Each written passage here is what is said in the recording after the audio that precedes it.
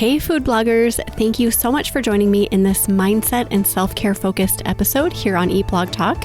One of the reasons I started Eat Blog Talk was to hold a space to talk about the importance of mindset and self-care. Being an entrepreneur can be a lot. If we are not taking care of ourselves, then getting actionable information about SEO, Pinterest, or whatever else is all moot. I will meet you back here every Wednesday to discuss various mindset and self-care topics, so you have the energy and space to tackle the rest. We all know what it's like to be completely swamped in our business from juggling a dozen or so hats, and sometimes you just need a little help. If you're ready to elevate your blog with stunning imagery but lack the time, I got you covered. I'm Ikram, the photographer behind Ikram Ali Photography. I use my background in pastry arts and cake decorating, blending my culinary expertise and my photography skills to create premium still images and engaging short form videos for food bloggers and brands alike. If you're ready to start updating old content or just needing to get food photography checked off your list, I'm here to help. You can go to the services page on ikramaliphotography.com. That's spelled Ikram, IKRAM, Ali, ALI, photography.com. I'm excited about the prospect of working together. Bye, friends. Hey there. Thank you so much for tuning in today. If you are enjoying the mindset and self-care episodes, I would love to hear from you. Let me know if you're liking them. Reach out and tell me what you think. And thank you in advance. Today, we are going to talk about 5 ways to not let time off sink you. I personally have quite the history with allowing time off to completely derail me from my goals and anything else I should or want to be doing. This is a topic I have been thinking about a lot recently because I have made huge strides with this. Finally, it has taken me a very long time to get to a point where I can say that. Naturally, when I notice improvements that have been made in any area, I start looking at the data and just what happened historically because I want to know what exactly I did to make the improvements and then repeat that. Some of it is just time and a bit of maturity, probably. I'm of that age where I can say I'm probably on the mature side sometimes, not always, but sometimes it is definitely more than that. With this topic, there are some tactical things I think I've learned, and I'd love to share those with you in case they can help you as well. I'm definitely not perfect in this area. I am not perfect in any area. I hope I never come across as sounding that way. I'm just a flawed human over here sharing my experiences with you, awesome people, in hopes that you can take away some valuable nuggets. But I am growing and I'm always doing my very best to improve constantly. On this topic, let's first talk about what time off means. Time off refers to any time you take off from regularly scheduled activities. That can be taking vacation and setting work down for a period of time. It can be sickness and stepping back from work and any self-care or workout routines that you have going on. It can be having a really busy week of work and stepping back from family obligations or something else. So time off doesn't necessarily mean time off work. It's really any disruption in regularly scheduled programming. Let's rewind to a previous version of Megan. Megan 34.0 or somewhere around there looked like this. I would get into a groove with working out and then I'd take a vacation. And when I returned home, I felt like everything was lost. All the progress that I'd made beforehand was gone. I ate like a pig for a week on vacation. I haven't worked out in days.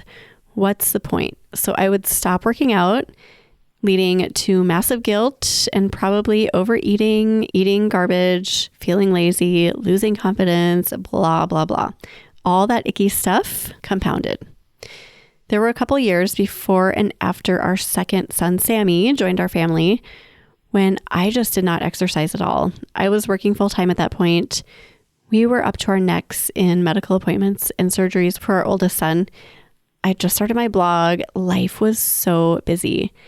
Exercising was not on my radar, even though I probably knew I should be doing it and that it would help me get through that busy period of time.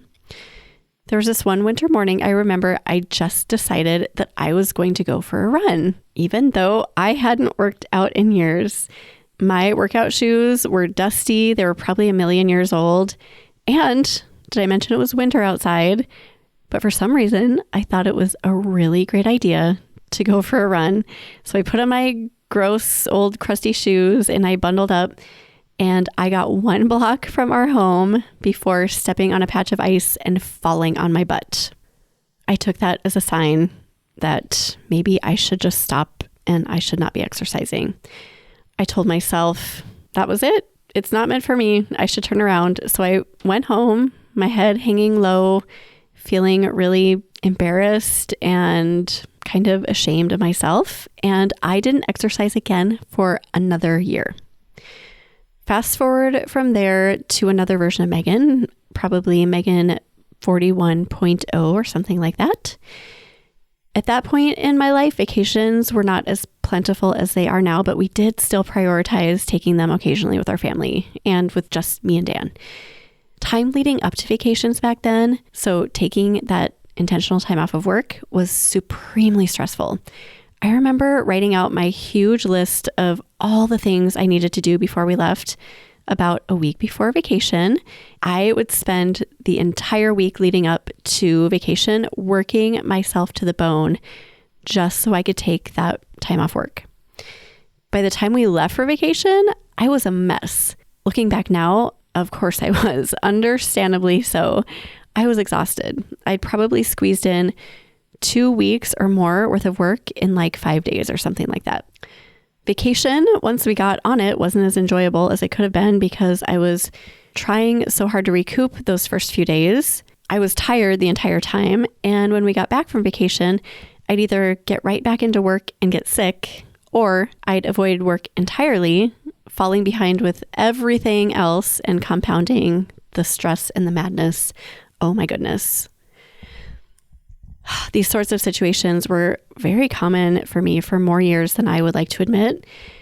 I did these sorts of things over and over and over and over, not ever taking the lesson away and not making changes. I still to this day don't get it right all the time. We just took a vacation last week and guess what? I am sick this week, but I definitely navigate different types of time off so much better now. Megan 48.0 is on a good path and it feels so good. Things are looking up, my friends. So let's talk through 5 ways to not let time off sink you so you can learn from my mistakes. Please learn from my mistakes. Number 1, plan ahead. This one is kind of obvious, but planning is so crucial for taking time off. Sometimes taking time off is unexpected, and unexpected time from work can crush an entrepreneur if we are not prepared. This is why it is good to always be ahead, even just a little bit. I've had my stretches of flying by the seat of my pants as an entrepreneur. That has been such dangerous territory for me to be in. When I've been in that mindset, it was like setting myself up for failure just so perfectly. Any little disruption in life can literally sink us when we are operating like that. So let's talk about a couple different ways to maintain a cadence where you're always a little bit ahead and in a few different areas. So for business, how do we plan ahead with business? For food bloggers, an obvious one here is being a few weeks or even a few months ahead with your content creation and publishing schedules. This one takes some forethought and diligence, but it feels so good to have wiggle room in this area. Back when I was creating a lot of new content for my blog, I felt the happiest and most free when I was about, I think probably 3 weeks or so ahead with content creation and scheduling.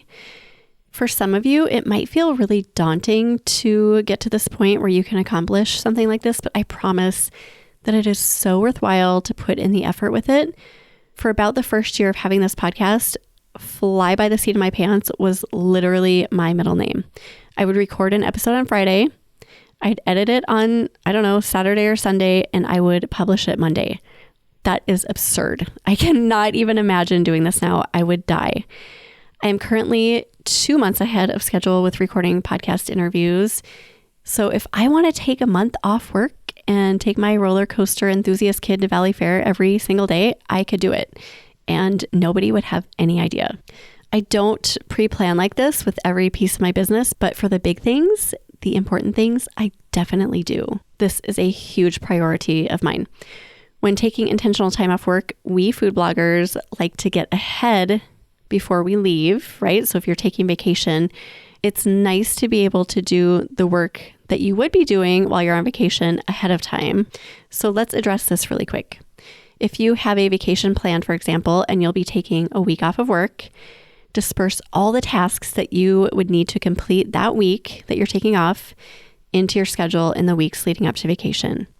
Notice I said weeks and not week, singular, like I used to do. That will lead to burnout and vacation distress, which you don't want. Intentionality and forethought requires effort, but it's so worth it in the long run. You do not want to come back from vacation feeling behind. This can be really overwhelming, and it's a really good formula for never wanting to take vacation again. Another thing to plan ahead with is just taking care of yourself. This one has a little bit more gray area because you can't bank self-care in the same way that you bank work. You can, however, prime yourself so that habits are established and you don't stop self-care entirely when any little life disruption happens. How do you do this?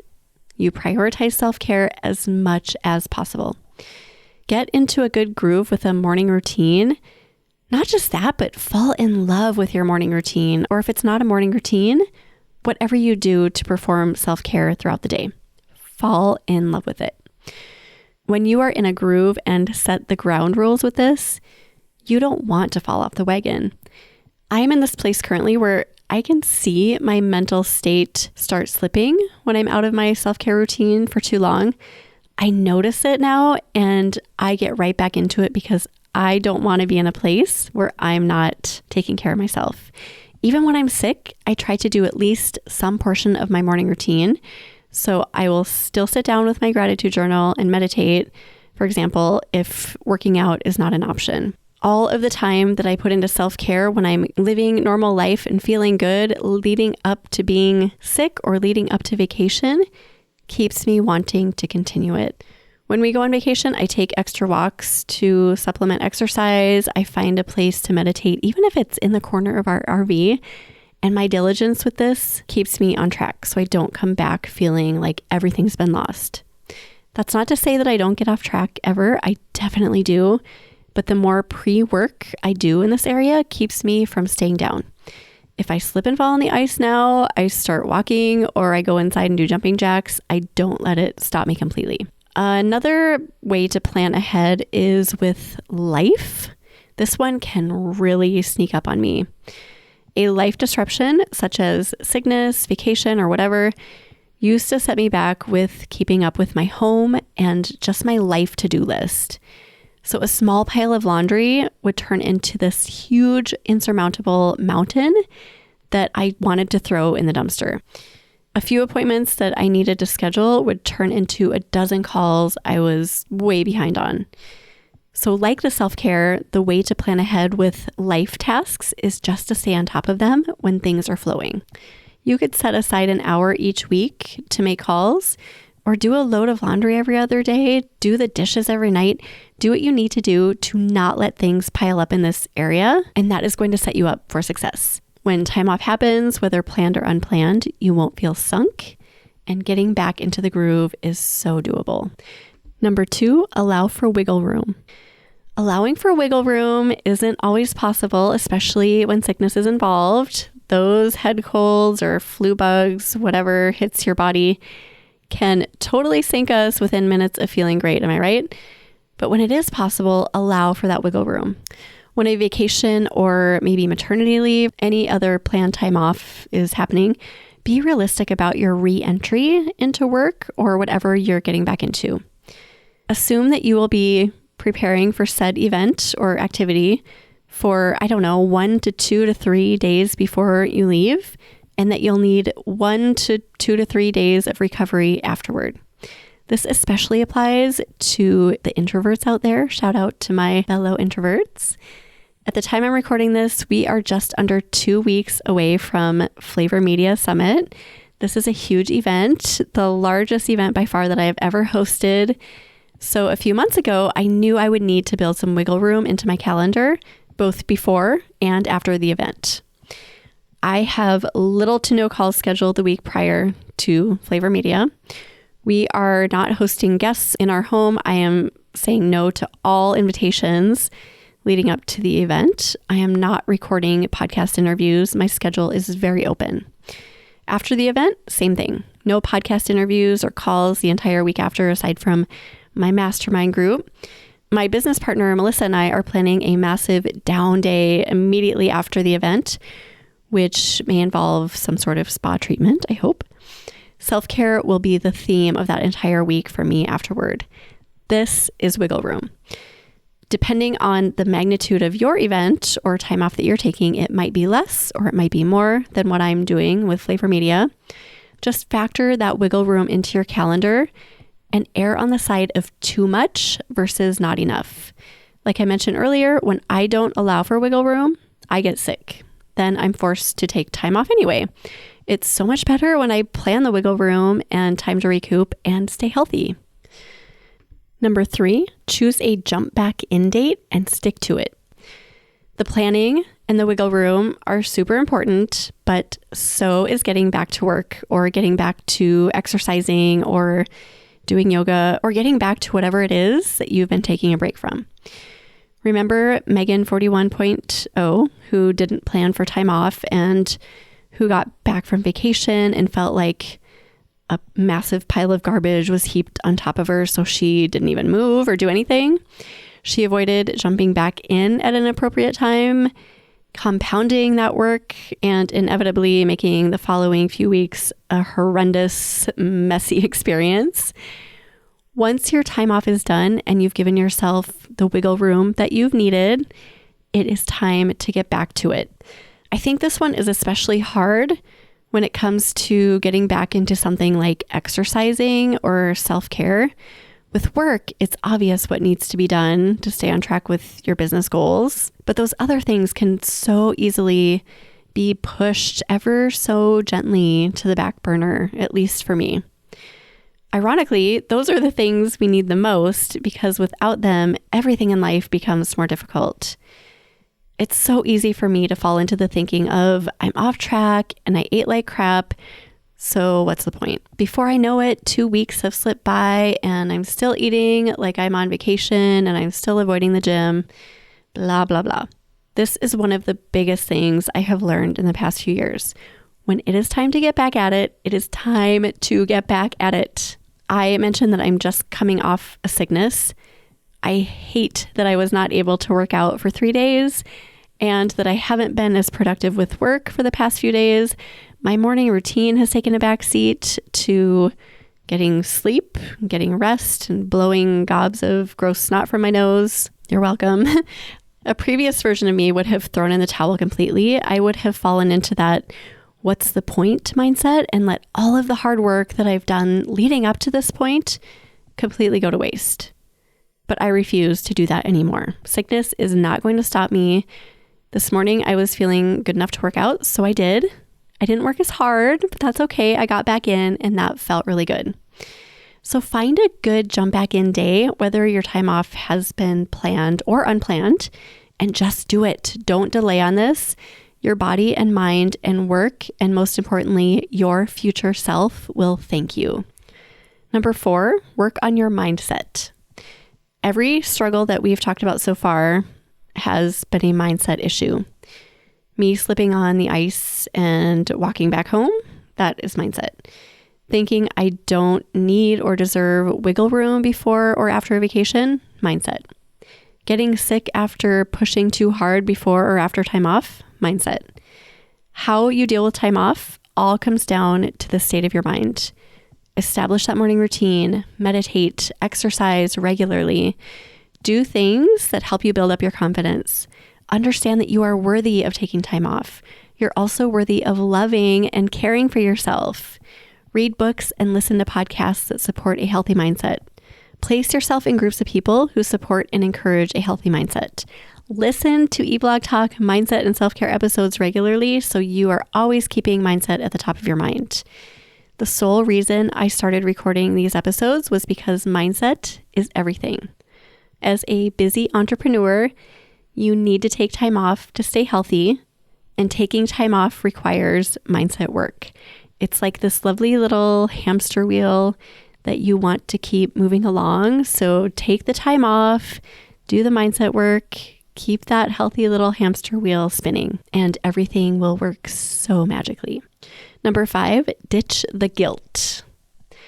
I have a few entrepreneur friends who pride themselves on never taking time off work, and I don't understand this, but I think they do this because 1, I think it makes them feel like they have something to prove, maybe just to themselves, I don't know.